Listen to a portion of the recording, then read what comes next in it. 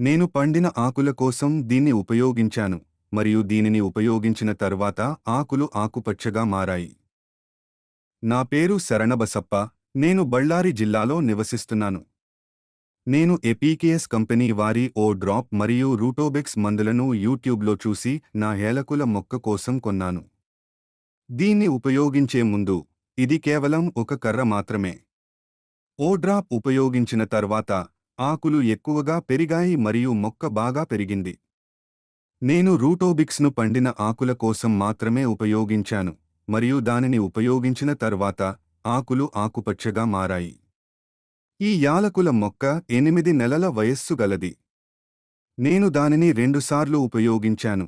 Drip ద్వారా 15 milli రూటోబిక్స్ను 25 లీటర్ల నీటితో కలిపి.